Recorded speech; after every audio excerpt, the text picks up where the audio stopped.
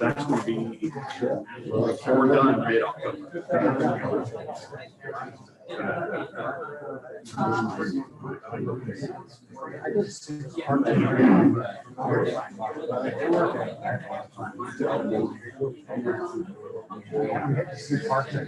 Yeah.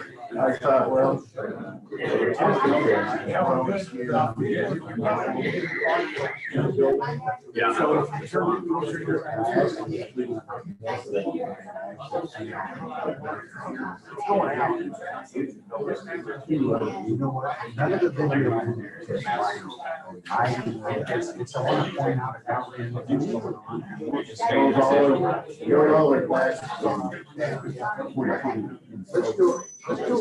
just stands it.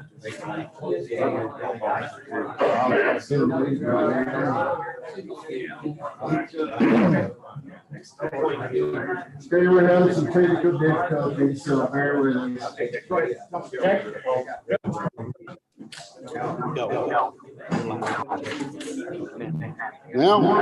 Now, there's an echo.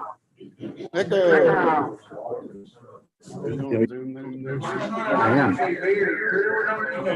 Do you want me to turn it off? You can just mute me. I will. I can figure out where. Where's my sound? Right there. Don't forget to unmute When I talk. All right. I can turn it off. I can do. Oh, it's coming through the Zoom. Yeah. Are you connected to the Zoom? I wonder if I can do it. It's okay, I'll stay there.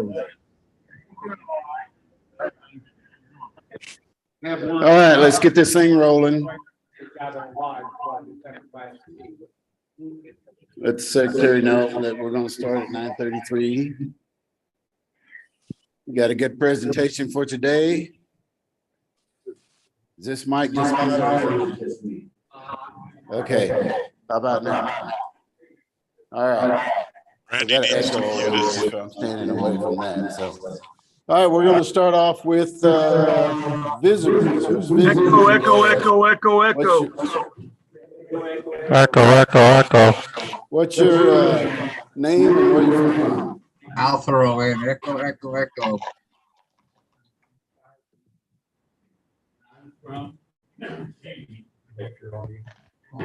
Everybody mute. Welcome, Alfred. Stand by, we'll get it. Come on. Awesome. Well, you know, I was raised in Texas and they haven't flawed me yet, so flawed, that wasn't the right word, but flocked. So anyway, and you? Patty? Oh, welcome, Patty and Alfred, right? Any other visitors? You, ma'am. Ada? KL, what is it? Call son? Okay, what is your name then? Gail Denny. Okay. There's somebody else named Denny here. I don't know who that would be, you know. Oh, I'm sorry. It's okay. All right. Any other visitors? No. All right, we're going to start over here with Mr. Ed with the introductions. Go ahead. Ed, 10 in 5 KUK. Sorry, Ken. Come on, take 5 video.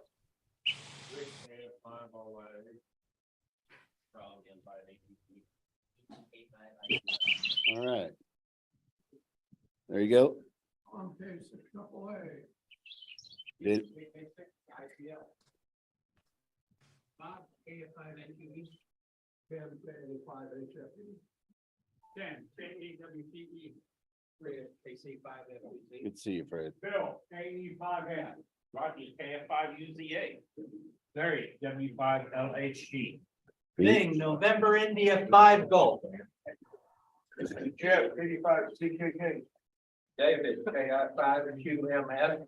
Welcome, David. Mike, 85 ASL. James, KG5 LXD. Jim, AG40. Rick, AI5 ASL.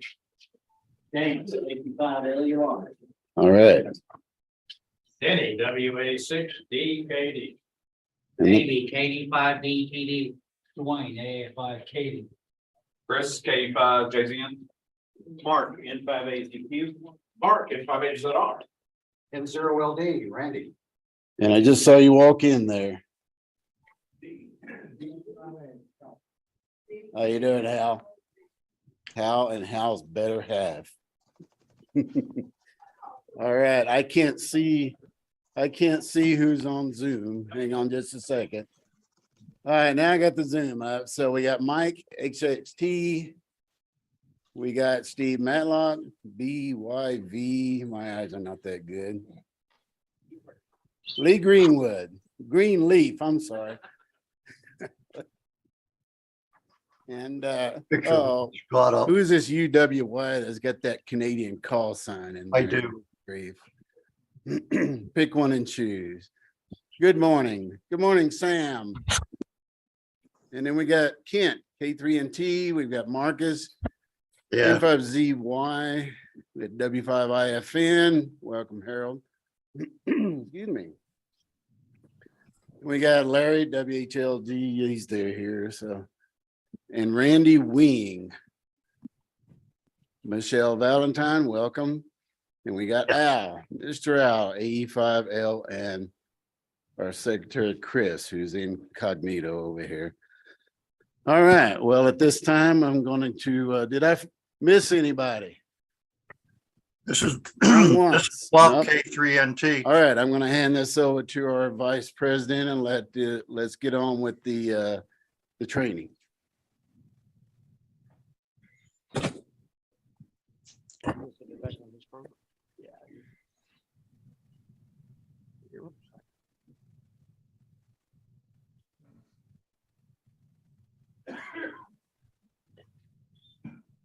Oh, you want me to? Oh, hi, I'm Mark. I thought Mark was going to jump in on this. Randy Wing is our guest speaker today.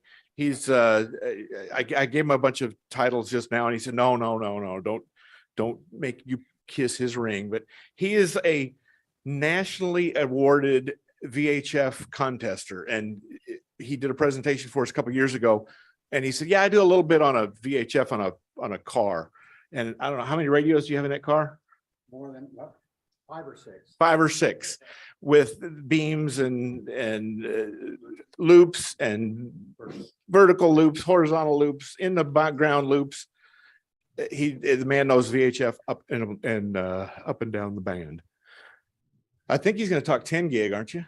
I am a little bit. A little bit 10 gig. So if you want to go out and spend $4,000 or $5,000 on that brand new ICOM 905 radio, he's the only guy in the state you can probably talk to, is probably the right answer, but he'll be happy to talk to you on it. So Randy's from Edmond, America. And it is the call sign picked to be no lid N0LID. Actually, I chose it because I could pronounce it easily. But we thank him for his efforts, and hold on, we'll get you hooked up here. Okay. Put that in any pocket. Put it in the pocket. Yeah. And clip it on. Put that onto the shirt. Get a recording going. Maybe you could show me. I tend to talk kind of loud, so maybe I'll be hot. It's because I can't hear very well.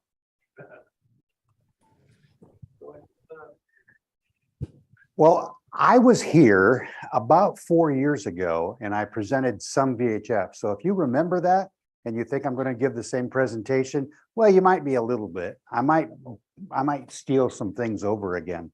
But I want to thank you for inviting me. This is I really enjoy talking about the things I enjoy. So I hope you do too. First, just a test real quick. I know everybody in here, or almost everybody, has their license, but how many have operated VHF on upper sideband before? Have we done that? So maybe half of us have done that. Okay.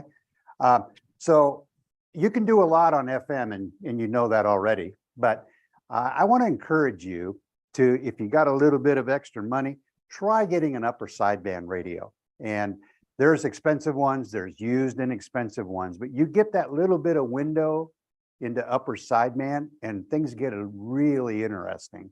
I'm going to try to touch on that just a little bit today and try to sell some of the sizzle.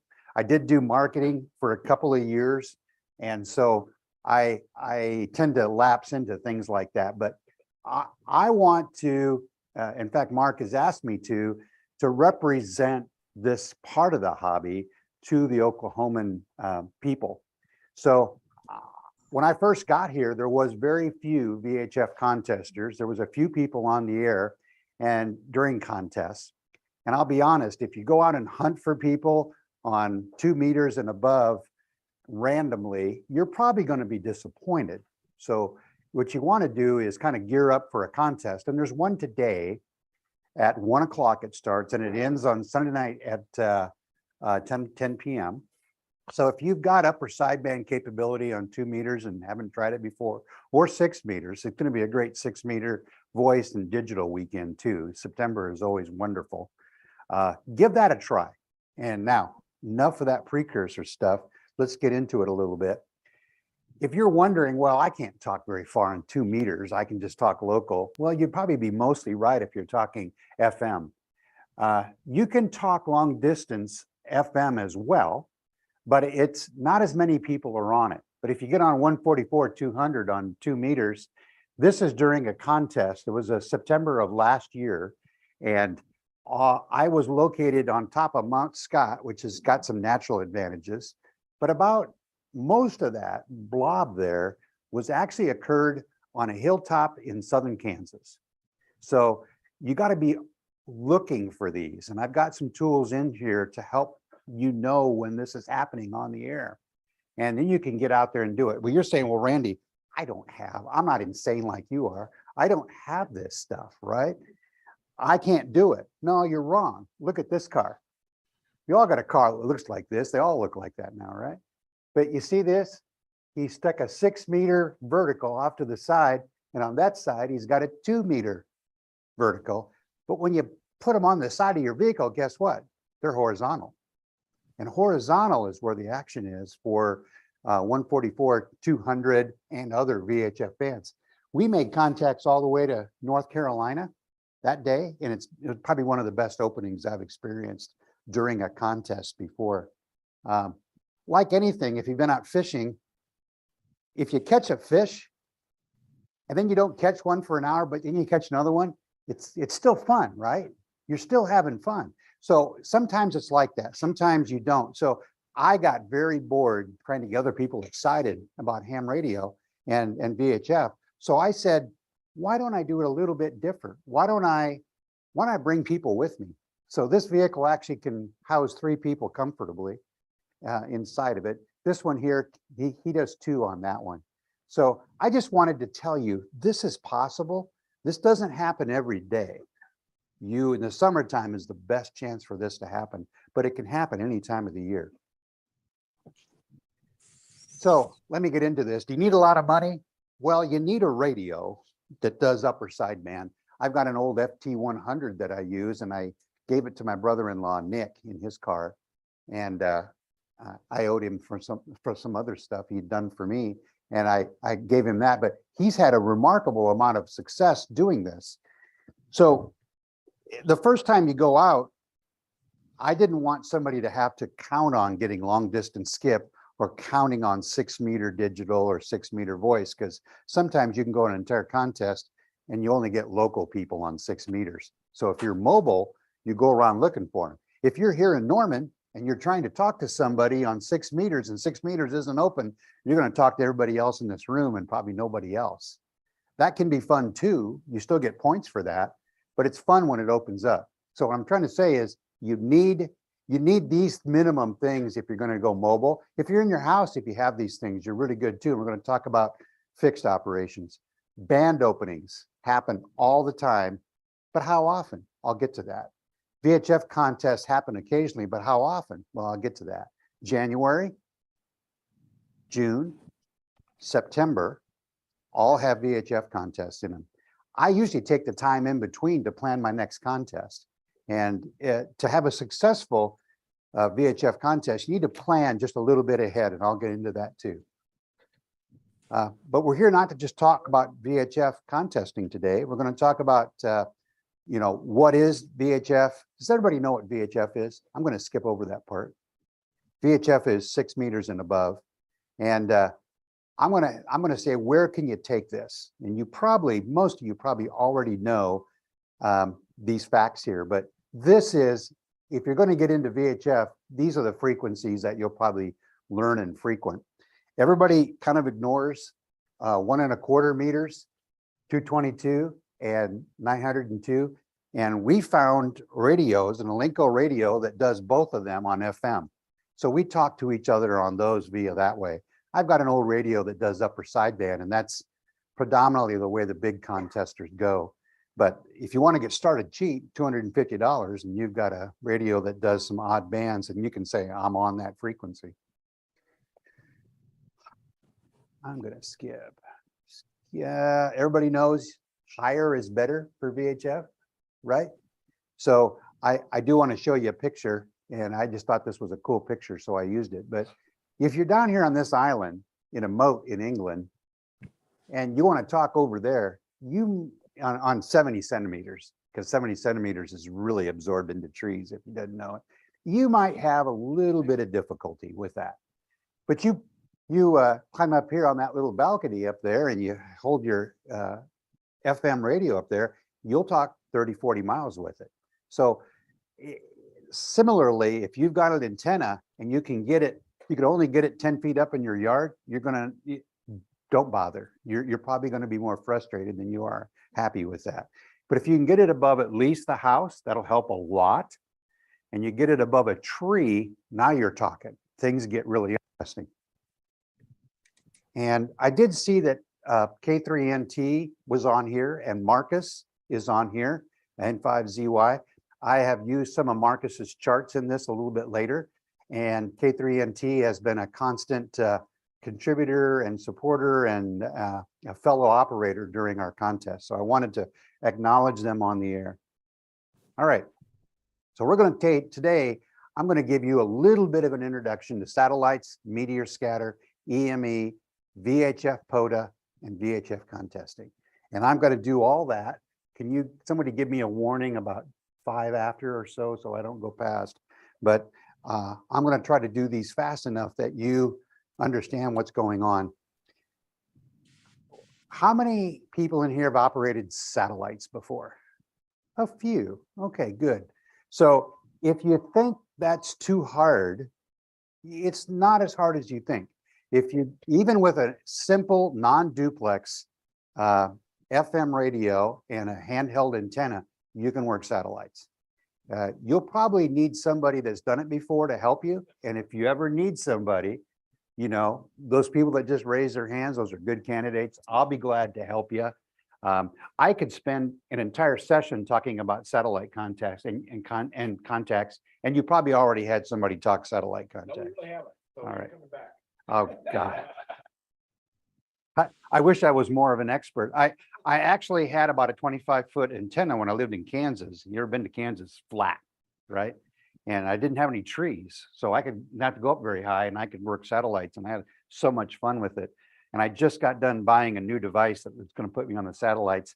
I just keep putting up towers, and I'm glad I live in the country. So let me pop out of this real quick. I'm going to show you a quick video, and I'm not going to show you the whole thing. Don't worry, it's 10 minutes long. I'm not going to try to broadcast the audio to this. So if you hear it, that's don't worry about this. This guy went and did POTA, and he went up in the hills of I don't know, somewhere in the south in the Smoky Hill range in Echo Mike 85, and you're going to see where he went. He climbed up there. I guess he walked up there, and this is his. Yeah, sorry, the video quality is a little bit sketchy here. But what I wanted to get to is when he operates, and that's coming up right away. There he is. So you probably have seen this antenna before. This is about a $200 antenna, I think now, isn't it? Something like that. And it's called an elk antenna, and you can get them online. You can get them in a couple of days. He's got a little pouch here, and I think he's got an audio recorder, which I highly recommend. And because you will not be able to log at the time you're doing this. And that's where he's at, probably in South Carolina. But he is. Echo Mike 58, November 8, Hotel Mike. Is the bandwidth through this thing, is that why it's a little bit hazy? USL John 673 and NHM. Yep, okay. That could very well be. It's beautiful on my laptop. Alpha Kilo Victor, National Parks on the Air, Blue Ridge Parkway, Papa Kilo 01, Echo Mike 58. All right, so he's got a radio. I'd have one of my space contracts. I appreciate it. He is Mike 4, Uniform Lima. he's just not, he's talking. So he's made 14 contacts in one pass. I think I've made 5 and the best I've ever done. But he's kind of in a rare location, and he's national parks on the air. And that's the way you get people, that's the way you own a satellite.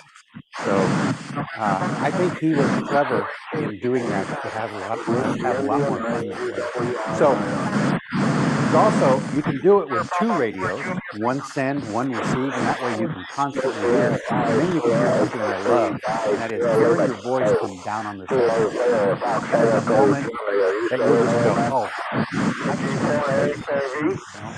it's pretty cool. And similarly on moon bounce, I haven't done moon bounce yet, but I'm going to.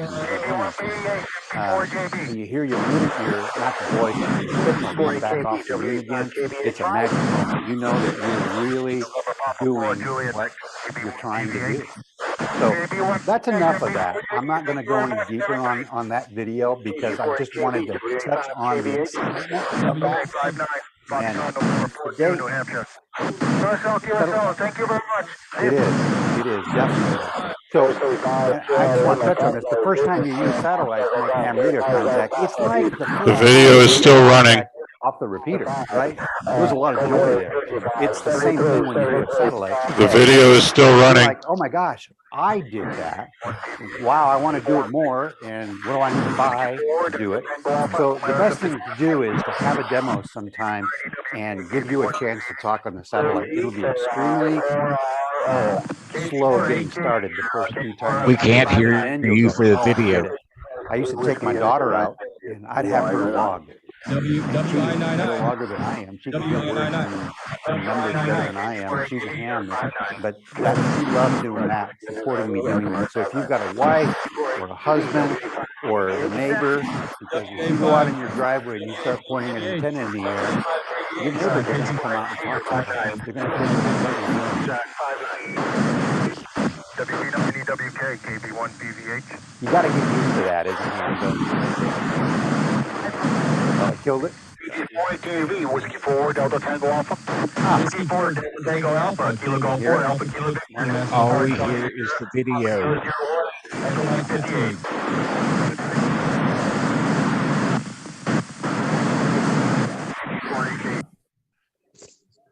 Thank you. Thank goodness. So, Jim Wilson, K5ND, is a good friend of I'd like to say he's a good friend. He's probably just a friend. He's an acquaintance. We've operated VHF contests. He's done a lot of things for the ARRL. You'll see his articles in QST. He's a communicator, and he's got a ton of experience. He's our age, and I can't say more about him. I'm going to say I got a few charts of him here that he has put together, and I'm stealing from his charts because I didn't want to recreate anything that wasn't. But if you want to have fun, if you're getting into just want to go out and try something new technically, if you want to work grid squares, DX, you want to do want to be a rover, if you want to get VUCC, does everybody know what VUCC is? That's 100 grids on whatever band you're on. And I've got it on 6, on 2, and on 70, and I'm working on some other ones. AMSAT awards. AMSAT has a whole bunch of procedural awards, sort of like POTA, but maybe not quite as pretty as the POTA page. But awards can be as simple as you just keep track of what you're doing, and it makes you feel good that you're showing progress and doing different things. When I operate, when I try to make contacts or whatever, I don't try to win the contest always. But I'd set a goal for myself technically to make this number of contacts or make some long distance ones. If you keep your expectations reasonable, you'll achieve more. A ham satellite can be this simple. It belies how much has to go into one of these to be tested to fly in a low Earth orbit. But they're very simple. They're crossband VHF to UHF. That means you talk up on 2, come down on 70, or vice versa on a satellite. These transponders on the satellites, they're just out there transmitting all the time. And when they're going overhead, you go online, you can there's several free places you can find out what satellites are going overhead. You tune to that frequency on your radio and you can hear them go overhead. The telemetry beacons go over and you'll hear them come in and then fade and go away. All right. So there's all different kinds of orbits. Low Earth orbit are a lot of FM satellites or low Earth orbit. The other orbits, the higher orbits and the Molniya orbits and the different orbits that go over the world, those are all set up primarily for upper sideband or certain digital bands. If you get into this, there's so much to learn about. It's like anything. There's a rabbit hole, right? Start out simple. Start with FM satellites. Work into upper sideband, and you'll just slowly grow your capability, and it's a lot of fun. Right now, this was a couple of years ago, so I know ISS is still active. They've been making FM contacts. You can start with doing something like that if you got a little. You can do it with a handheld, but boy, it's going to be rare if you do it with a handheld. You got to remember the International Space Station is 6 hours ahead of us. They operate on UTC time. So when it's 6 o'clock our time PM, which is the most time people in the evening operate, they're asleep on the satellite. So the morning is a little bit better of a time. Late morning is probably the best time to talk to the International Space Station. All right.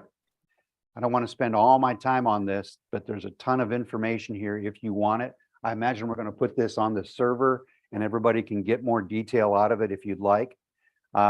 Radios. So if you're going to invest in a bench radio like this, something nice, 9700, or, they're not even on here yet because they hadn't come out yet.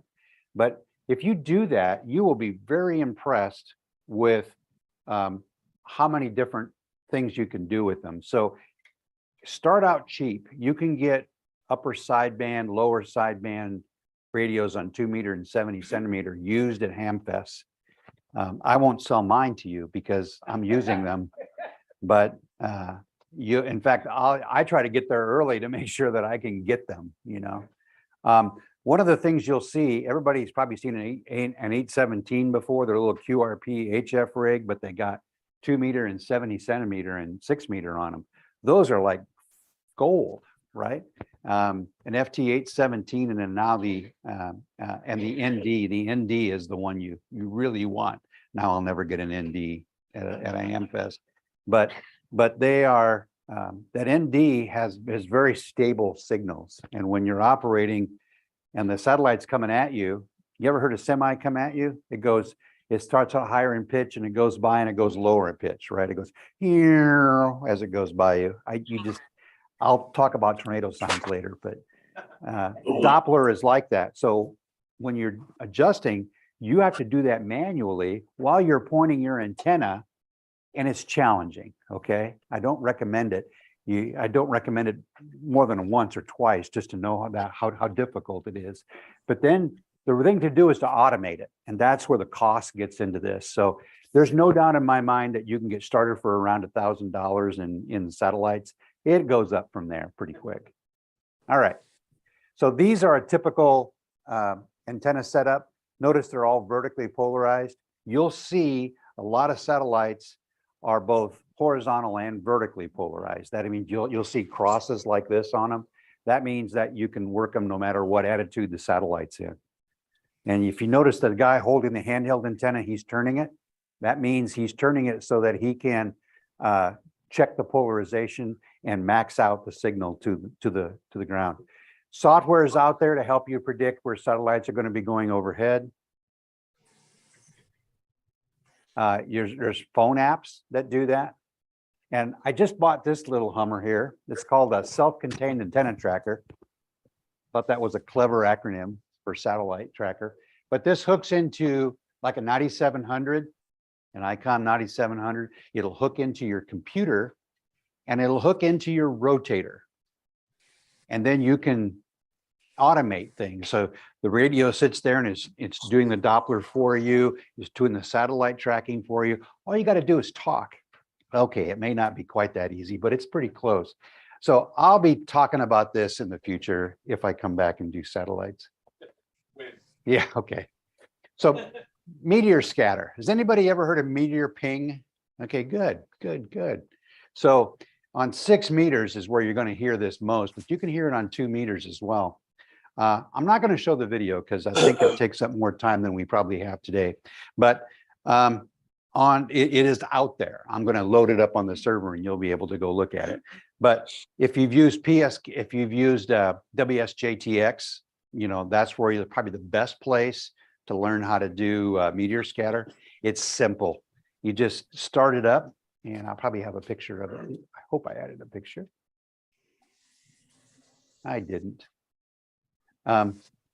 But you just, instead of using FT8, you go up and select MSK 144, and then there's a different waterfall. You're familiar with the WSJTX waterfall.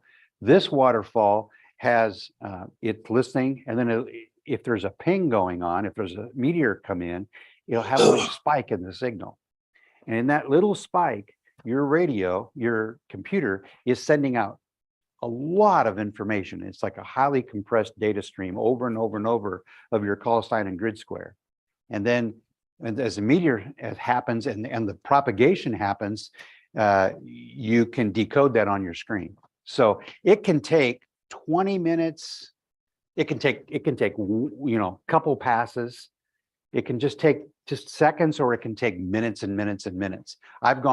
It's taken me over 45 minutes to make some of these contacts. But when it's a grid square you really want, it's something that you get very passionate about. Are you bouncing actually off the meteor, or are you bouncing off the changes in propagation? You're bouncing off of the ionosphere, and the meteor energizes a very local part of the ionosphere. Good point, Mark.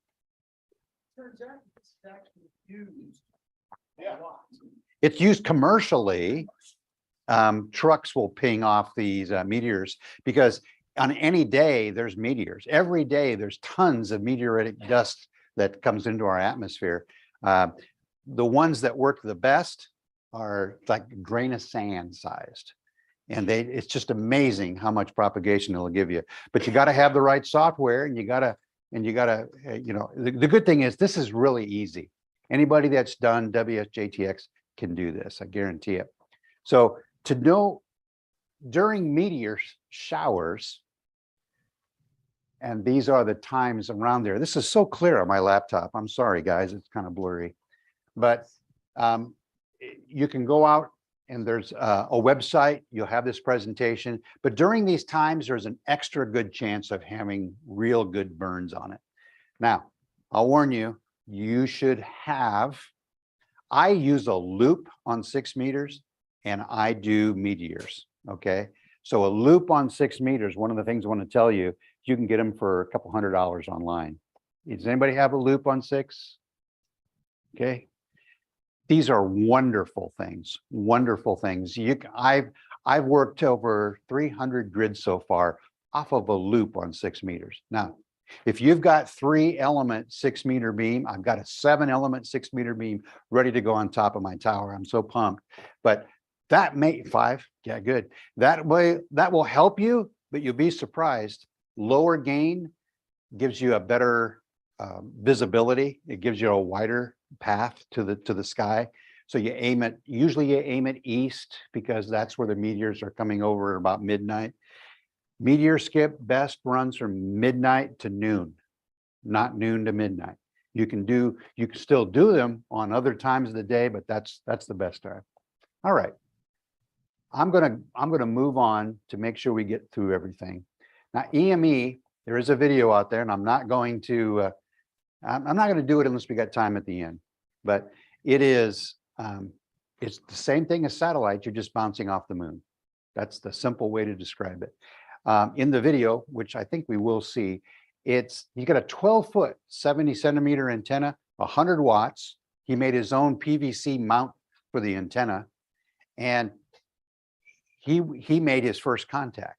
So I can tell you that you're not going to make a lot of contacts with that setup. You'll have to set up a sked with somebody that has 4 antennas in an array and has a lot of power. Okay, and then they can work you because they're doing the work, right? Not you. But you can do it with this, especially if you set up a sked with the 100 or so people in the world with that kind of a setup, and you can start having fun. And then you can decide if you want to do more of it.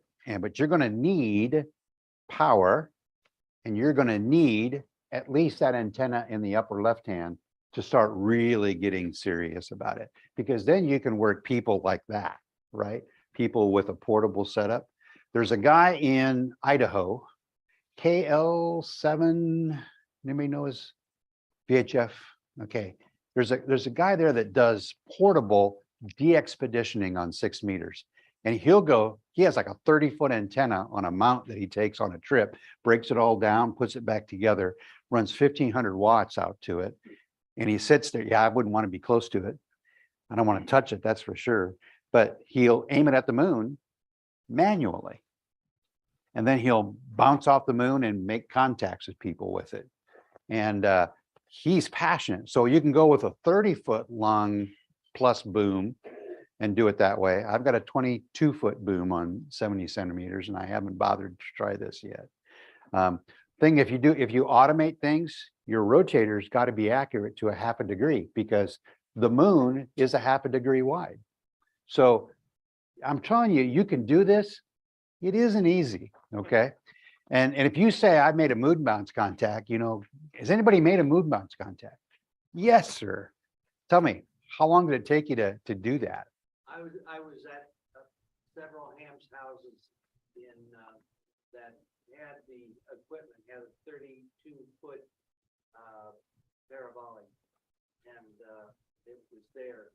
But it's interesting hearing your signal come back. It is fun, isn't it? Yeah, I agree. So most people aren't going to go do this. There's a few of us in here that probably would. I'm going to do that sooner or later. And I'm going to try 900 megahertz. I've got a 300-watt amplifier, 900 megahertz, and I got to get the right radio set up for it. But I'm going to try. There's a lot of people on 900 megahertz. So notice he's got like a dream station here. He's got a lot of power here. He's got 1,500 watts, and he's got antenna rotator, a very accurate antenna rotator. He's gone to some great lengths to make that work. So and then there's the fourplex of 70 centimeter antennas up close. It's a different one. But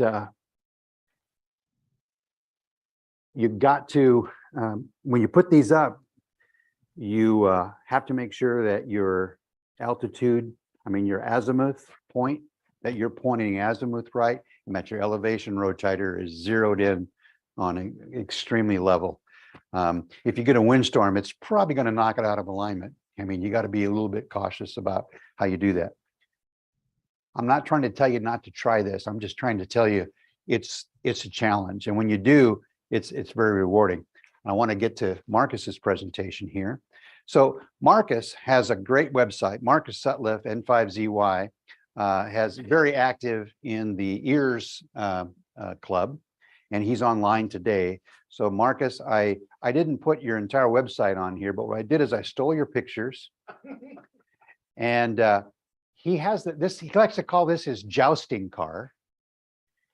And I like your your sign on the side of your car. It says n5zy.org 14652 licensed amateur radio. Just in case, so that you know that you're a professional, you know, you're not, but no, that's right. So I want to tell you, you've seen some of the setups I've done. You see this little ladder here? This ladder has a vertical on it here, and he put his mount on top of that. Everybody's got a short ladder. Everybody has a mast. You can do this too. That's what I'm trying to say. And we won't call you crazy. We'll just call you part of the team. So he can extend, yeah, you can call me crazy too. Go up that mast there. He can extend that all the way up, and he's got a 6-meter Moxon and a 2-meter Moxon. And anyway, that's on top of Mount Scott. Has everybody been on Mount Scott before?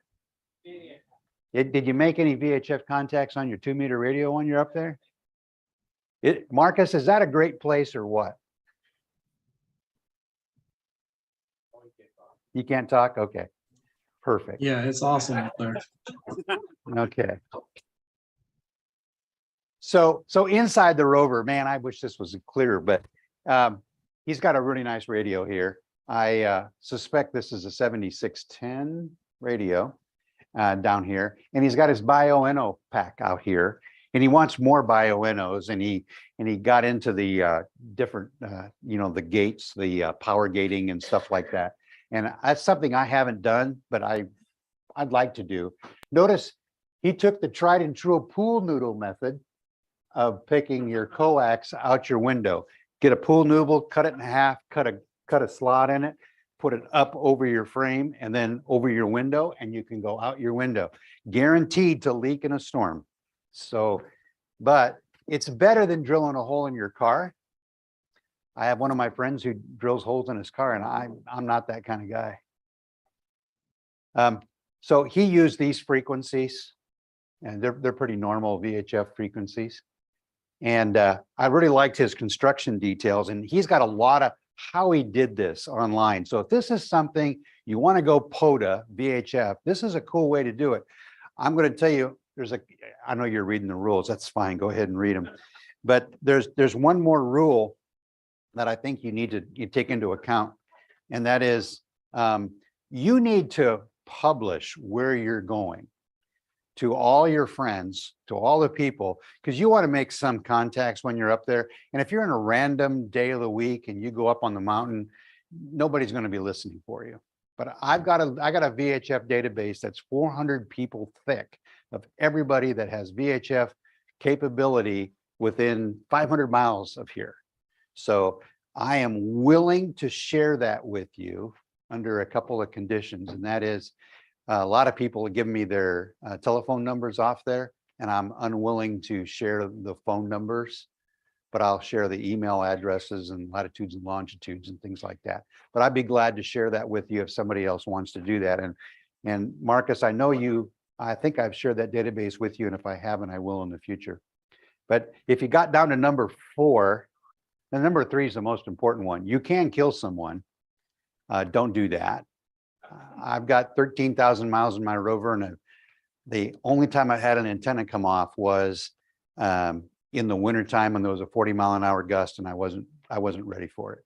So, but the good news was I designed it safely, and I have I'll show you, but it has a PVC rack, and it come off the top right on the bridge down here in Robinson, characteristically, and it came over and it hit the ground, and I was pretty low speed, and it scraped a little off that. None of my antennas were broken, none of them. I had a few elements I had to straighten, but it was okay.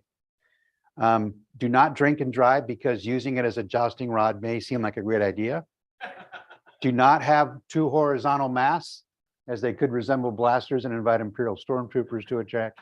Marcus has an interesting sense of humor. I just wanted to note he was pretty detailed in the equipment he used. So if you want to learn more about how he did it and you want to do something like it, Marcus is a great source of information, and his email's on the web.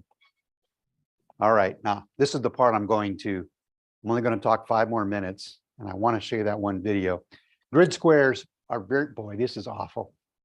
Grid squares are just a very integral part of what we do in VHF contesting. So you're in Echo Mike 1.5, and we're right in the middle of it, down by Chickasha, Oklahoma. Right down here is the corner. It's near a town called Norge. And you can get in all 4 of these by driving about a half a mile. So those grid square corners are very important if you're into anything. So you got to know where you're at. You can learn online. There's places online where you can go to learn that. I'm going to skip over that. This is a website that you can go to today and see what the propagation is like in our neck of the woods. If it's orange, you're going to be able to hear people off your FM radio from a longer distance. Orange or better. If you haven't used DX Maps before, this is a wonderful thing. It tells you who's talking to who on 6 meters. It's out there. This is a really good, the Hepburn integrates TV stations around the United States and shows how far they can be heard. This interrelates to the lower level weather. And if you see a U loop on here, the U loop means it's bad propagation within that area or noisy. You need an antenna like this. You don't know it yet, but you do now. Go out and get a 2 meter horizontal or 70 centimeter horizontal or a 3-element 6 meter beam. Get them. I think you will be very happy with them. Similarly on the 70 centimeter, you can get amplifiers. I don't know if these prices are still accurate post-COVID, but there are more inexpensive ones. And I would start with an inexpensive one because even if it doesn't work, you can replace it with a better one later. You can spend on a Lunar Link 1500 watt moon bounce amplifier, solid state. You can spend $5 or $6 grand on it. So you don't want to do that, but you can find used ones on sale for a couple $100. These are different setups I've had in the past with VHF, UHF arrays, and I had a lot of fun with these. This was only 25 feet up. I think I've only made a handful of 1296 contacts, but on that 3-element 6 meter beam, I worked a lot. Other setups I've had, this was my tower going up. It's over 100 feet now. All right. I'm not going to go through this. This is largely what you've seen again. Another local ham, K5 SRT rover, has this setup, and you'll notice none of this is high gain stuff, and it works very well if you're going to go grid circling. And grid circling is where you go around those grids together, and there's 16 combinations of grid squares you can use to make contacts with each other. So one person stays in one corner, the other person drives around, then that first guy goes over to the next corner, and then you go around, and the next guy goes to the next corner and you go around. Well, I've mapped out probably 50 of these in the Midwest, and I've been to about half of them. So if you want to know, you want to have a map of one of these grid square corners, talk to me. I'll give you my research, and you will find it's a lot of fun. Go out with somebody else and do something. All you have is a 2 meter vertical and a 70 centimeter antenna. Go out for part of the contest and operate and try to make a few contacts. I think you'll be rewarded by that. All right, I'm going to build through these, but so you can put a lot on a vehicle pretty quick. If you're single, this is a great hobby.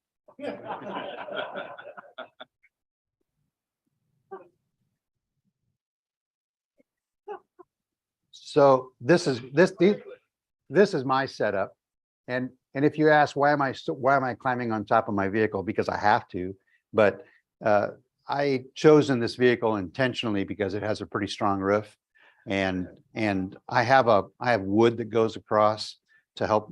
That's little bottom part here is wood, and then I got PVC to hold it up, and those straps do most of the work of keeping it straight and safe. And I'm saying, if I can build PVC and wood and antennas, you can too. And even if you only built them 3 foot high and put 2 meter and 70 centimeters on there, you would be a player in the Midwest. Okay. There's not a lot of rovers. And if you want to learn how to rover, come with us. We'll do it. We're not doing it today. We're going to be operating from home today. But if you, in the future, if you want to do this, reach out. I owe Don Loving. Don Loving is not here today, I don't think. He may be online. But I just want you to know, I still owe him a trip out to see what it's like. But if you're wondering what these things are, yeah, and the next question is going to be, how fast can you go? And the answer is pretty fast. I've been up to 85 in this into a 40-mile-an-hour wind, and I won't do that again. But it works. But if you'll notice, I got some line running up to my 2 meter loops up here. That's to keep the 4 magnets on that's holding that down from being knocked off the vehicle. Those strings, if they start to lift off, those strings keep it from lifting off. Doesn't take a lot. It just takes a little bit to keep those magnets in contact. Don't drive right behind me, but I've never had a problem. It's an issue. It's usually I get 17 with this without the antennas on it. With the antennas, I get about 12.5. And I got a little 33 centimeter vertical, not a 33 meter vertical. All right, so here's the difference. This is really important, and I'm going to end up here now, just after this chart here, I think. But this is a loop, a dual loop pattern. I can talk about 50, 60 miles, maybe 75 on a good day. That's without propagation. And then the green circle, these are contacts I really made using my long boom Yagis on top of the vehicle. So if you can't get on the air because of an HOA, put them on your vehicle and park it in your driveway. So there's a lot of data in here about how I built, and I really like my architecture page because I built it. But the red is power, and these are the antennas at the top. Across the top is the powers. The green are the switches, and then the actual radios are at the bottom. I've actually added a lot more, and I use better. Take a magnet out to your car and verify that it's steel versus aluminum. Oh, Marcus is absolutely correct. All right, so I'm going to zip through these. This was about 2 years ago in my vehicle, and I had a FT847 that said goodbye to me. 736, great radio. I wouldn't recommend buying them anymore. They're getting to the end of their life, and mine has heat issues. So, but they were a wonderful radio, and Yaesu, I just wish they'd make a replacement. But that's why I've gone ICOM now, because ICOM's got wonderful radios, and they're available. This is my setup now, and I got a 9700 in the upper left, and that's a 7610 I use just for 6 meters in the vehicle. I've actually got, you notice this is a portable display that you can just lay down in here, and I use these really clear plastic sticky things on both sides, and it'll stick right there, and it won't move because things move in a car. And we got a little laptop here.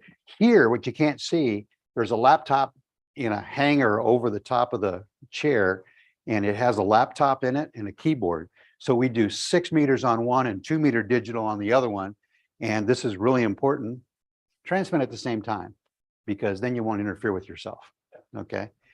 But we've gotten, you do this long enough and you learn how to do it. Notice the little headlamps we use when it gets dark. All right. I think that should be it. And we should ask some questions, answer some questions. And I'll answer them even after the meeting. Yes, sir. So my question is, if you're buying an iPhone radio today, and worried about that, I'd buy a 9700 if I was into VHF. I think it's a wonderful radio. In fact, no doubt I will go to my grave not understanding everything how to use on that radio. I mean, I am growing every since I bought it, I just keep learning and learning, and it is so much capability put into a box. I bought it for $1,500, and I think you can get that around holiday timeframes. I think you'll find that they're like 1,700 now if you buy them online. So they've gone up in price, which is really, it's a real, it's a real sign, right? I had a blurb in here about the new ICOM 905. Yeah. But we don't need to show it. But the 905 is at the end of this, there's one page that talks about the radios I recommend. 9700. The 905, when it comes out, I hope it's not $4 or $5 grand, but I bet it is. It's probably going to be at least 3, but it'll have 2 meters, 70 centimeters, 1296, 2 gig, 5 gig, and a transverter for 10 gig.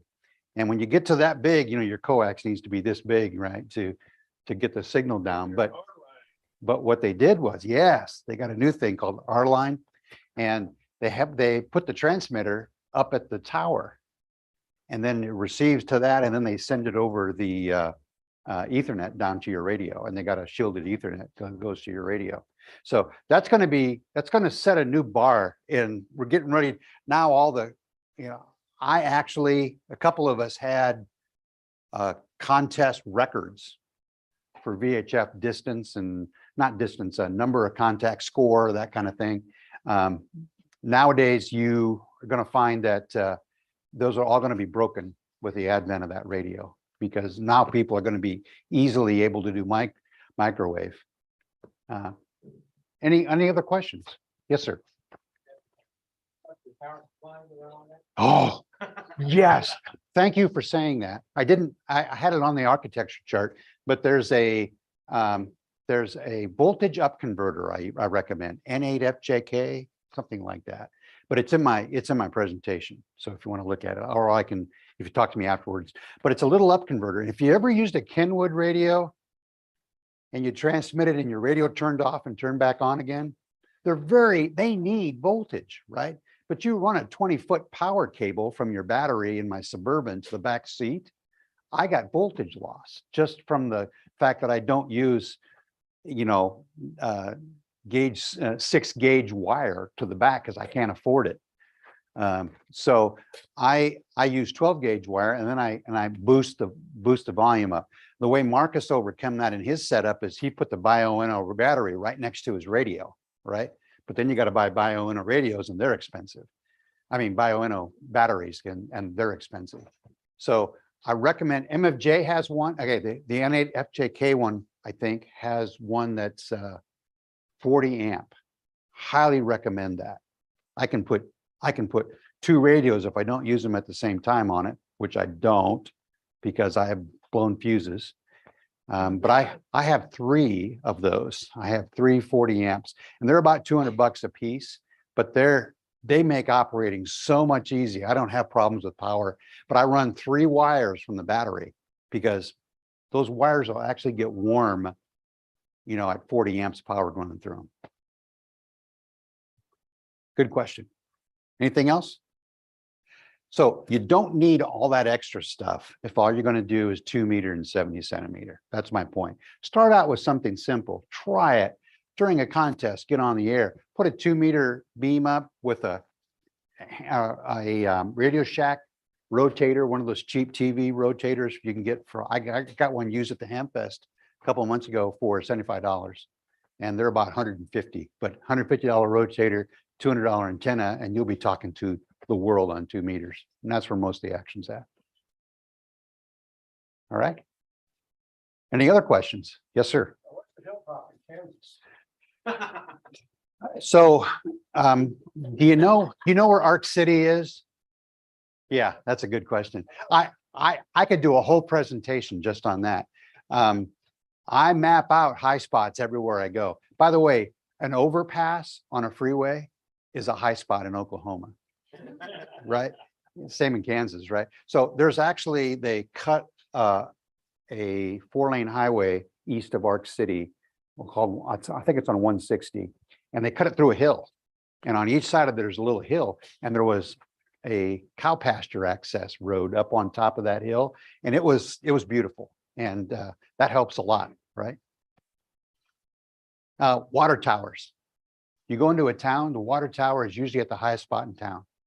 So pay attention to where water towers are at. That's a cheap way to find a high spot. All right. I will be around a little bit after the meeting if anybody wants to answer any questions, but ask any more questions. Go Anybody ahead. gotten last calls? Go. Hey, Randy. Thank you. I want to thank him today for the quick program. Thank you. Got an online question. Randy. Online question.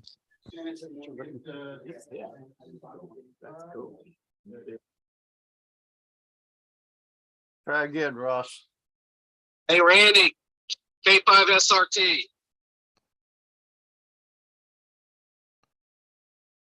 Oh, they're not paying attention to us Zoomers. Okay. Okay. Sadly, All right. we're being oppressed. Help! We're being oppressed. Tell him to talk about water towers, and you didn't tell me about the fans as you approached Mount Scott.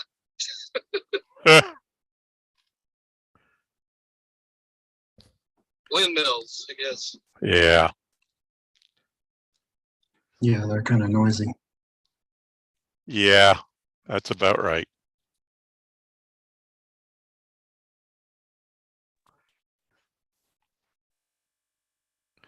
Is Mark must not be near his laptop. I just texted Mark Clayton. Okay. Now, does he know how to receive a text? I don't know, man. Wait. He did it on the chat. Oh. Anything come back? Oh, I thought he was going to give him the mic. Oh, well. Did Randy quit talking? Yes.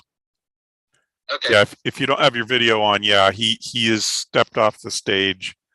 He's back in the green room being interviewed by the press. So. All right. Mark Klein's watching the chat. If you want to ask your question in the chat. I just texted him too. So. Oh, he's saying, what is the question? Oh. Go ahead, Ross. I want to know whether he's got his antennas on his vehicle. And if he can point towards Mount Scott. Yeah, I don't know where Randy's gone.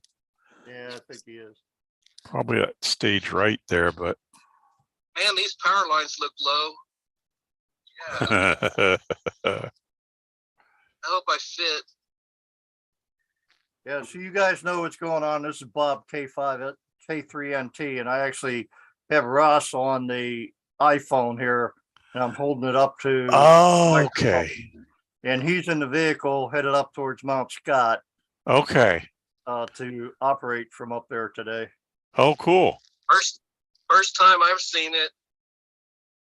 He didn't mention, you're getting to a good spot when you look out on the horizon and you see the hill, and then you see water towers and windmills all around the hill. Yep. It's a high spot for sure. Well, and the best part about it is you can drive almost to the very top. So I'm about 3 minutes out. I'm still gonna have to bring out my cables when I get there, but I just put the antennas on last night. Oh, it's pretty here. What bands are you going to be on top of Mount Scott? I've got 6 meters on the top if it opens, and then I got 2 meters and 440, and then if that doesn't work, I brought my Tar Heel, so I could do HF. I think there's 4 QSO parties on today. Think what Texas and I forget what the other 3 are. Contest calendar would Route 66 is on this week too. yeah, I don't think you're gonna, even on 2 meters from Mount Scott, you're gonna work some people. May not work. Yeah. May not work into New England, but you'll work some people. Yeah. Well, especially on the VHF contest weekend, which starts Exactly, at 1 o'clock yeah. today. Yeah, Yeah. Mount Scott will be an absolutely perfect place to be. Absolutely. And Man, it's beautiful, Yeah, guys. If you've never been here, this is my first time coming up here. Yeah, it's pretty I cool. mean, it's really nice. but Yeah, it's a big, nice hill. That's for If I don't think you can get up there until 12 o'clock though. They have the hill closed Really? off for people who are running up and down the mountain until 12 o'clock on a weekend. Wichita Mountain Wildlife Refuge. Is that on POTA? Yes. I'm sure, yeah. Yes, it is. Now, Oklahoma's flat enough. If some of these guys at the fire station go outside and wave, you can probably see them.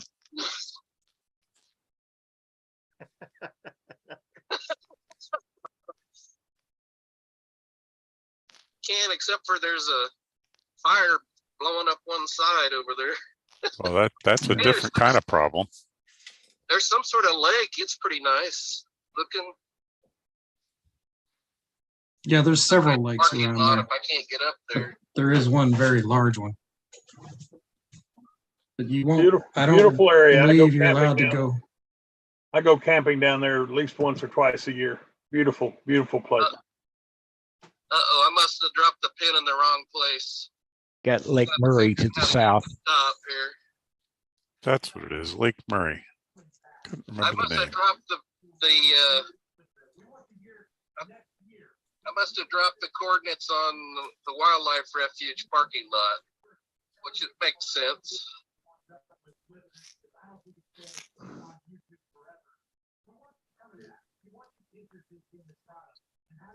I need to figure out how I get to the top here. Yeah, Google Maps has the parking lot for Mount Scott. If you can search Google Maps, it'll take you to the top. But yeah, you've got another hour and a half or so before you're in theory allowed to go up there in a vehicle. Lined up. I wonder what this is. Yeah, the cars lined up are the people that park their car at the bottom and then they walk up or run up and then back down again. Man, it's gonna be kind of hard to carry all the equipment I got. Oh, so this is probably the drive up, huh? Yes. Okay, folks, if y'all start moving toward your seats, we will move on forward with this. Thank you. I don't think they'll let you set up outside your vehicle up there. They don't allow any cables or anything like that outside the vehicle. So you're Yeah. I do well right out of my truck, but they don't let you string anything up there. It's pretty limited space up at the top. Everything's got to be on the vehicle, especially on a busy weekend. Which, I'm also it's going to be very busy up there. Other than I would like to telescope up. Yeah. They got a gate locked though. It says all visitors. Yeah, they won't open that gate until 12 o'clock, I think. So I could ring out my stuff down here then, right? Yeah, you can do that, Ross. And I can give you some Alright. signals and stuff if you need them. And probably some of the other guys here can too. I'm kind of blocked to the north, but I could point towards the Dallas area. It looks like maybe. I'm kind of in a hole. Well, Yeah, at the base, you're in between the mountain ranges. There's another place you could maybe go to until that thing opens up. It's down by the All right, we still groundhog got, area. All right, guys. hang on. Get back up. Sees my mast. We could send him down south down there where the artillery shells go over the top of you from time to time. That might be an interesting adventure. Is that to the west? All right, that's better. Or to the east? Had to fix my mic. Those Not that shells y'all are really wanna metallic, hear and you me, can but probably bounce a signal Let's off. get on with the show here. That'd be fun. you hate. All right. Let me get caught up here. All right. Let me just start off by saying Hey, we have Ross. hats here that we need to move Have your We got these cell phone hats number if he needs that to. are for sale. These are the ones with the Marcus. Stars logo on them. Marcus, do you And have? these are the Ross's 40th cell anniversary phone? hats, which was a few years ago. I But can't and remember if I do or believe not. If these you can put it are- in the chat. Rodney, are they 15? Can you? 15? I'll, We may I'll have to put it in the reduce that chat for you. price to move them. Okay, Ross, I'm gonna. Over here on the left side, my left, you're Yeah. right. These hats are Gonna free if start anybody wants the these. meeting here, so. Or if you want to pay me $15 for them, that's fine. I'll take them. All right, so moving on. If any member is welcome to read the minutes of all the club meetings, they are at w5nor.org/minutes. Okay, moving right along, I want to say something. I want to make sure that everybody has, that I have everybody's attention for what I'm about to say. Okay, I want to discuss something about this thing that's been a question with the club. It's called the Red Cross Fund. So every month, the treasurer reports that we have money in the Red Cross Fund. Let me explain what the Red Cross Fund is. The money that the club has in the Red Cross Fund is already allocated. It's already spent. This money was gathered together and equipment was bought for the Red Cross when the Red Cross were here down on the south end of the Westheimer Airport. However, the Red Cross has since moved out of Norman. We still have the equipment, and the person or persons involved who purchased this equipment has not got credit for it yet. The treasurer is working with all of the involved parties in the process of reconciling this account. When that's all done, there will be no more Red Cross Fund. But again, that money is already allocated, so there is no free money sitting out in no account collecting dust. I wanted to make that clear, and we're going to move on to the treasurer's report.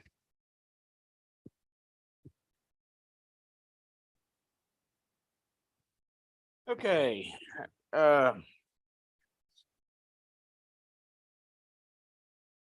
So basically, profit loss, we've had a member join this month.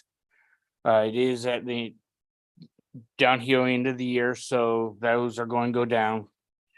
We had some expenditures. We bought the laptop for testing. It was paid out during August. And so we spent out $536 that out of our checking account. So basically we got $3,000 in the checking account, 25,000 or 22,000 in savings. And you can see the rest numbers there. Basically we got net liabilities of 25,000. Anyone have any questions?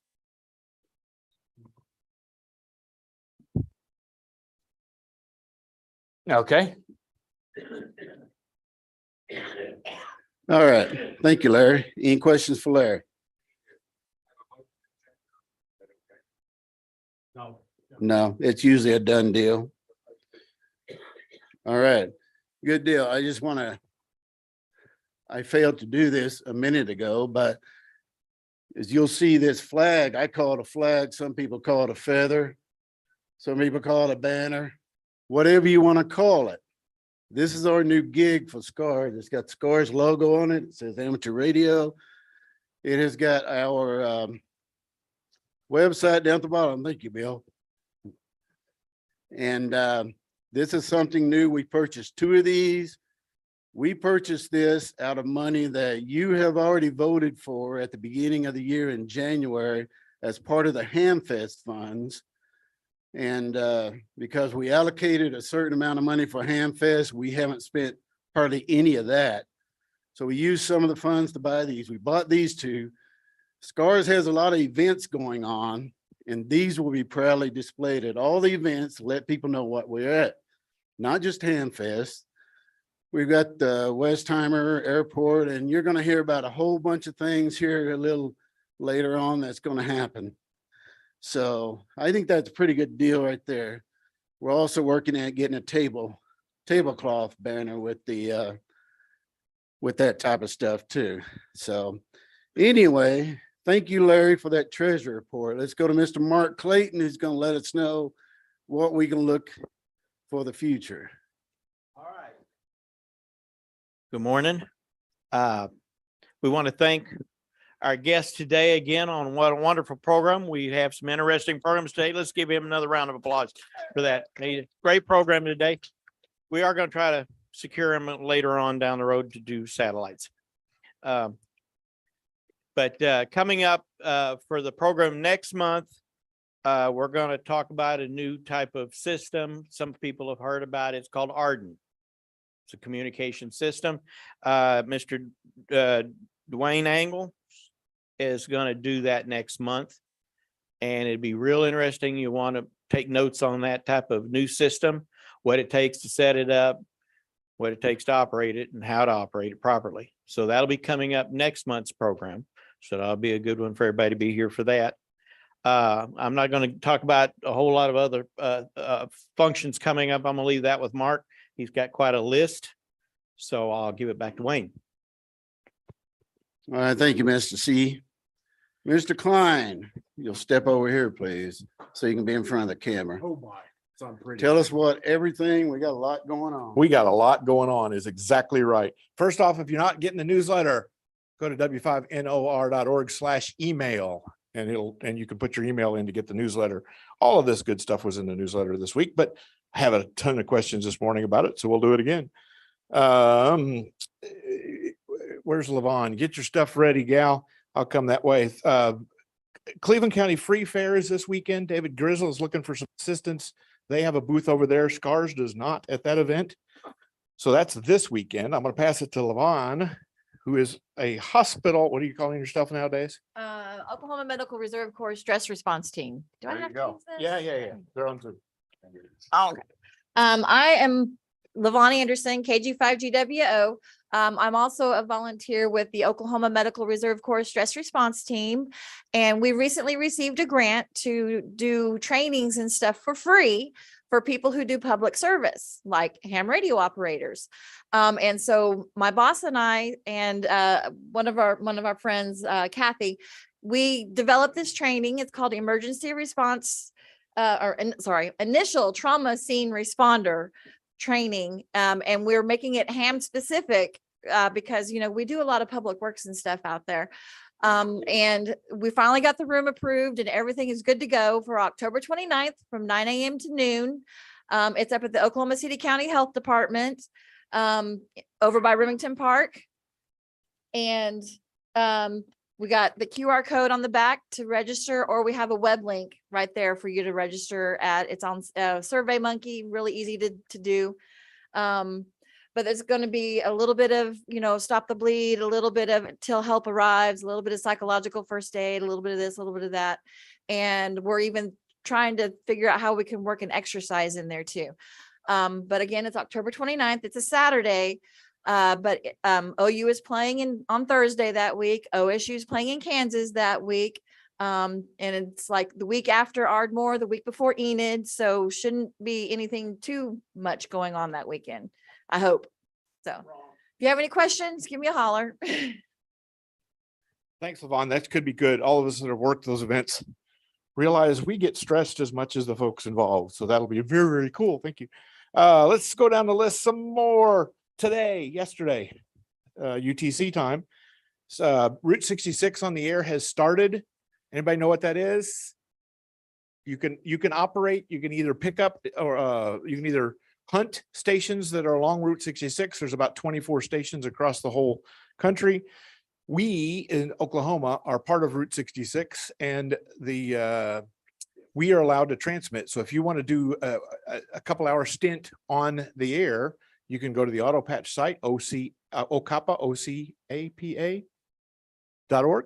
and you can sign up there for a 2-hour slot. Tom Webb or Steve Duskin are the two that are running that. If you know those two guys, just holler at them. They'll get you the right information. That's a lot of fun. Big QSL cards. I think they said, 2,500, 20 some last year, 2,500 contacts. Dwayne and Dave operated from the Pops restaurant in Oklahoma City last couple of years and made hundreds hundreds of contacts out of that place. A lot of good CW guys also. So that's a good fun thing going till 18th. So that's you still got another 8 days to make that work. That's a lot of fun for that piece. We had the Oklahoma POTA. Thank you for all the folks that were involved in that. We're getting the numbers from POTA to see how that worked. That could be a good deal. All ham dinner, September 15th is the all ham dinner. This time it's in Midwest City area. It's on Air Depot Road, just north of I-40. It's a place called Golden Palace. Again, all that's in the newsletter. It's not at the hibachi. Oh, good. Okay, we'll see what's different. Good. It's tough to find a place to put 50 or 60 folks in that doesn't have to have minimums and registrations and all that stuff. So that's pretty cool. That's 6:30, the all ham dinner. Thank you much. Ponca City is having a tailgate or a trunker fest the 17th, which is next weekend. That should be fun. They've done that in the past, haven't done it for COVID, but now they're back. October 1st is the OU Airport open house, and we did that last year and had a blast. David Grizzle will bring his trailer out there. We'll have a whole bunch of tables and flags and all kinds of cool stuff that we'll be operating. We'll have I think Mark's got a whole stack of stuff signed up for WinLink presentation or WinLink pieces where they'll do WinLink demonstrations, VHF, UHF. We hope to have a big sound system where we blast out all the tower audio and make that happen.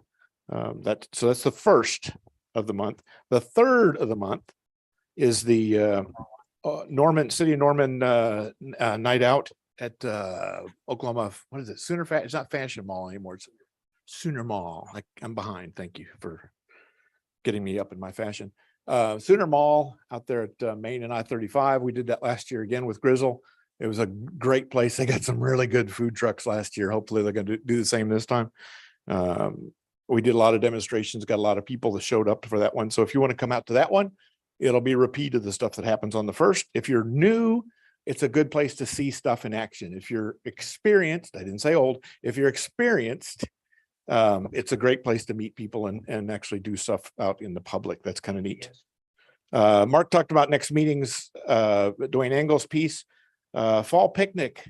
Denny, are we still good on the 8th for a fall picnic?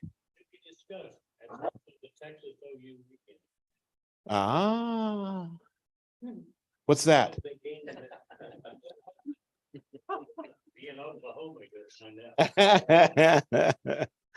I remember asking that question many years ago. So we're still working on date. It's either the 8th or the following weekend. The 15th. Kansas, who's that? They've got a hill, I heard. They've got a hill. So we're still looking on that for the picnic piece. Ardmore Hamfest is the 21st, 22nd. If you've not been to a Hamfest, it's where we buy and sell stuff and get ahead of Randy in line to buy the good stuff. That's what I've learned this morning. And that'll be down at the Ardmore Convention Center. Cora, the group that runs Oklahoma City, is running that again. We will have another chance to win we do have another chance to win a 705 radio that's either at Dwayne's house or Paul's house, one of the two. Paul's still using it. Okay. So there's another chance, another $20 raffle. So you can go out and buy $20 tickets and get a chance, 1 in 200 chance to get a 705 radio. All of that is at hammerama.org. Entry tickets and all that kind of good stuff. It's usually a good event. MTC is 98% being there. So if you need to buy some big iron, they should have it there in the place. Lastly, in the month is October 29th is the National Weather Center is doing their weather festival down at the Weather Palace, as Gary Skaggs calls it. That's the 29th, the same day as Levon. So if you don't go there, yours ends at noon. So you can do both. We have been tasked to help with the helicopter arrival and departure. Apparently last year, they sent a text when they left Oklahoma City, and then they just kind of circled around until they found an open spot and hoped they didn't land on people. And they thought maybe since last year when they took off and blew something over into a lady and hurt her, that they ought to control that a little bit better. So our group has been asked to help Mr. Grizzle work on the aircraft arrivals and departures. So if you're wanting to play around with some aircraft stuff or just at least help, make sure you're there early and make sure you're there late. So that should be fun.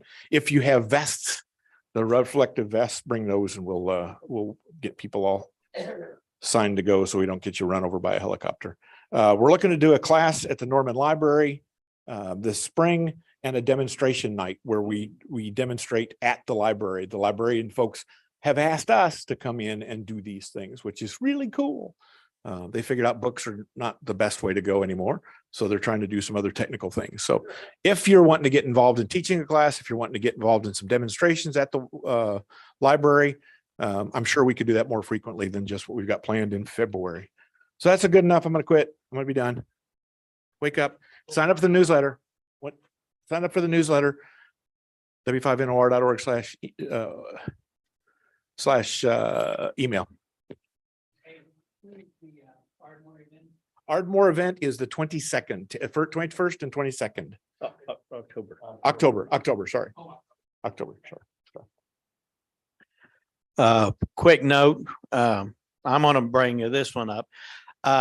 If you have friends out there that wondering what you're doing amateur radio and they're kind of getting interested and they want to learn it, I highly recommend that you offer them one of these.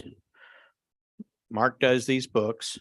I'm the one promoting them because I think they're really important. They got just the question and the right answer in there, both technician, general, and extra, all in the book. And if they'll just read it for 30 days and come take the test, they can pass it. It's that simple. It's good. It's good books. So if you happen to think of somebody out there that's mentioned it, whether it be somebody at your bank or somebody that you work with or a friend or something that's getting kind of interested, pick up one of these and take them to them. It's worth it. Okay. Wayne? All right, thank you. Let's give a hand for Mr. Clayton over there. He's a hard worker and he tries to keep things rolling. I'd be lost without him. That's your president for next year. All right. Don't see Jim James, do I? All right, we're going to move into the nets. 6 meter net Mondays at 2000 hours at 50.200. And if you have any type of antenna that you can at least tune down to 6 meters, join in. It's a lot of fun. I've in the past used my 40 meter dipole and tuned it to 6 meters, but I got a good tuner. The 10 meter net, I don't see Bill Baker here. So 10 meter net Wednesdays at 2000 hours, 28.445 upper sideband. By the way, the 2 meter net is on upper side, 6 meters on upper sideband too. I forgot to mention that. Not FM, upper sideband. All right, 10 meters upper sideband at 2000 hours every Wednesday. Join in. A lot of times the 10 meters will open up. You never know who's going to check in. So 10 meters. All right. Mr. Lee, I'm sorry. Yes, sir. Oh, Mr. Lee Greenleaf, are you online? Yes, sir. I am. I want to remind everybody about Hello, Lee. I'm talking. Come back to Lee. I'm talking. He's speaking. All right, let's go to Mr. Phil. They don't have who's me the turned Aries on dude. there. Apparently, I can hear you just fine, Lee. Thank you.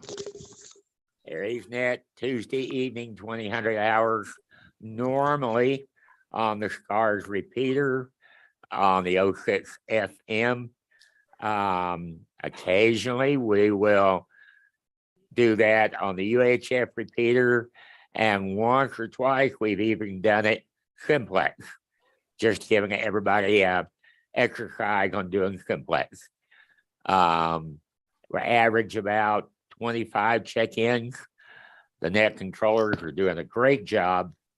So come and join us.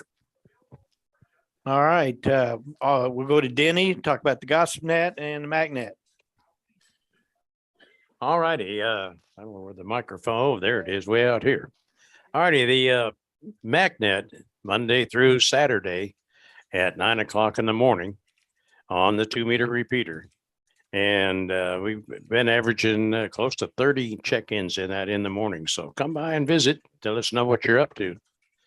And on Tuesday night at 8:30, concluding or after the Aries net, the boy, sensitive little rascal. Anyhow, after the Aries net at 8:30, we do the gossip net, which is where you can come in and talk about anything you like. And as they say, don't time out the repeater. And I've been good at that. Anyhow, come join us Tuesday evening. Okay.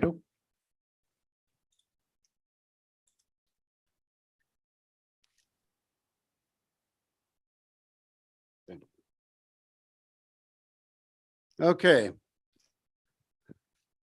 I understand that we're having a little difficulty with the online. Oh, there's Lee. Yeah, I tried talking. We can all hear him. Okay, we're not getting your audio in the building here. Yeah, you're not getting anybody's Guessing audio you in can the hear building. us, but we can't That's hear a you. problem. It's a Get big Mark to problem. So turn I'm this gonna go on. ahead and fill in for you guys. I appreciate it. All right, so the DMR net, which Lee can give me the thumbs up. Mondays at on DMR Talk Group number 3140 at 2015 hours. Come join in. If you have DMR capability, join in. It's a it is a Aries training net, is it not, Lee? Give me a thumbs up. Yes. Okay, and a head nod will work as well. All right, Mondays at 2015. I've been Not a talking. technical Can't club. see what's going on behind It's not a me. technical club. That's the My eyes are problem. not good enough. Yeah, it would be better I if you can't could hear talk. you either, Peter. Anyway, so We can all hear moving one right another. along, we're gonna go with the siren net, which Peter Laws would usually talk about, but we're having audio issues here, so I'm gonna go ahead and put in a plug for that. Every Saturday on the 440 repeater, which is They cut us out, 443-700 Peter. They cut us at out. noon time. We're being we do the censored. siren net. Help, help. I'm being And, repressed. What that involves is that people will go out and they'll sit underneath the sirens. So when the cities, they set off the sirens, they get telemetry back telling them whether it works or not. Well, that is not always correct. So they like having True. us or whoever sit underneath there and report back. Hey, have you heard anything about OU And stuff? that's every Saturday, and there No, will be but one today. Grizzle says he's because told the him. OU so. game is not until Yeah. 6 p.m. tonight. I just think it's weird that And, it only goes for a second. Or so there will last be week one it did today. 3 seconds. Yours truly is in The net chances control of for them being today. able to identify the person who's in So, charge of that siren within OU, very moving right slim. along from there. Yeah. Okay, so give me just a second when I have to do the VE report. So if you could pull up the names on the VE report. And fix the audio, Mark, while you're there. I even sent him a text. I know it. All those messages and texts and calls, letters. We sent letters. Okay, Of course, Mark never reads his text. all right, looks like we've got Maybe we should storm the building. Nah, we'd have to William, go there. Who wants KI5 to? YAC. Yeah, you're earned right. his general class license, as well as Jordan. Just hold up dirty KI5 signs. HRY, who upgraded to general. I don't remember exactly which one of those was. I think it was William, that he actually was an advanced license from way back and renewed his license and got credit for a general. So congratulations to them. Next testing session is on October 6th. I know that I can't do as good a job as Peter Laws can do, but there you go. You got me. Flattery will get you everywhere. Well, I can't talk about Amazon Smile because Mr. Laws will be the one to report on that. But I know that I will say Amazon Smile, if you purchase anything from Amazon and feel led to go in and set SCARS as your Amazon Smile sponsor, SCARS gets a little bit of money from that. And it's always good to take money out of out of the CEO's pocket. So anyway, At least he remembers my having said jokes. that, does anybody else have anything else Screen, Peter. for the net, for the meeting? I'm sorry. I've already got my mind on the siren net. Yes, in the back. Membership, come talk to Mr. Larry right here, the treasurer. We appreciate your money. All right, anybody else? I saw Mr. Peter Core sneak in back there, so welcome, Peter. All right, well, we'll get out early today, so if there's no other business, so Denny's got his hand up. We need to discuss picnic for that Saturday, the same day schedule as the club meeting. Okay, we might as well, we got a little time. The question was, do we need to discuss the date for the picnic, because that happens to fall on the same day as OU.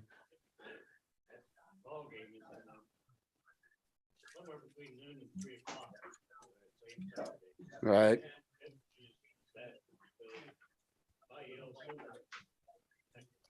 Okay, so normally that would be on, is it October the 8th would be the normal date for that? So how many of y'all want to move it to the 15th? Move it out another week? Can I see a show of hands, please? This. Okay. How many of you want to keep it on the same day? Now, some of you are not even voting. This is not an official vote. This is just a show of hands. So come on, help me out here, peeps. Let's be radical. All right, so since those of you who did not put your hand up, I'm going to have to speak for you. Then let's move it to the 15th. Any objections? No, just the picnic. The meeting is still on the 8th.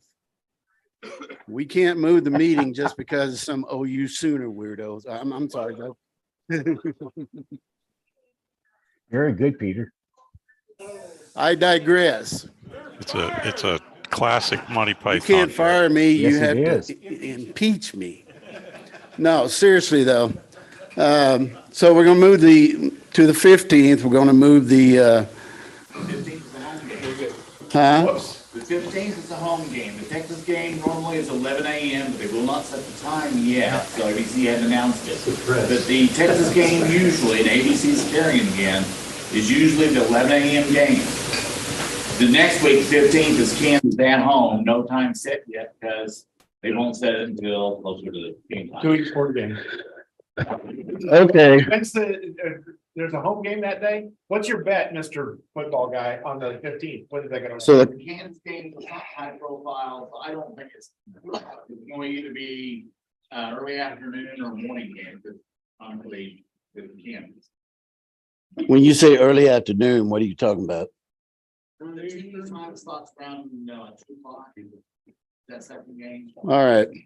So it was just saying that the 15th is a home game. Second is an open weekend for all you. Yes. The 22nd. That's our, yeah. That's our morning. Yeah, we can't do the 22nd. All right. So now we're running into problems all the way around. So what time is the Texas OU game on the 8th? They don't announce. They won't announce it yet, but normally it's always been the 11 a.m. since the last, 8, 9 years. So. All right, so we're running into a conflict on the 15th as well. All right, so why don't we just leave it on the 8th and we'll go with it. Yeah, they'll be in Dallas. No, but it'll be on TV. So theoretically, so chances are that game's going to be over before the picnic starts. So why don't we just keep it on the 8th? Anybody against that?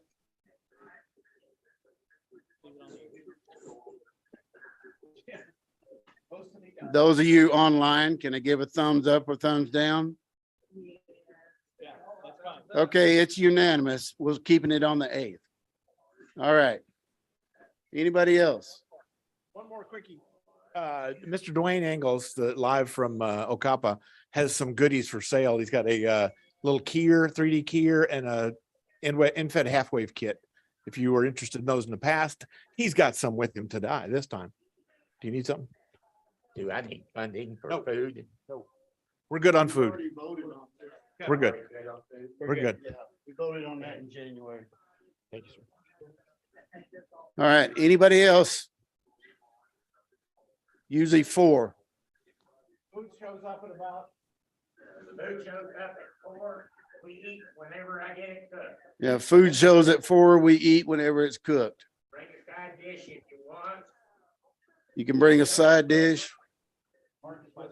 Bring a side dish if you want. Bring a chair if you want. Denny's got some picnic tables out there. It's always good. It's always a good time. Okay. Anything else? Go ahead. October 1st. Denny's birthday, October 1st, he'll be 81. Can we stop that? I don't know.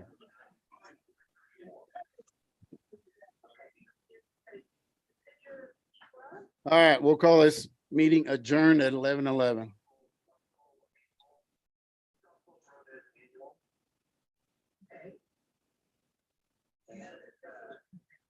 Bye, guys. Have a good week. Take care, Too, Sam. I'm a co-host and I'm gonna punch leave. And I don't know if that'll disconnect everybody or not, but here we go. Nope, just got you.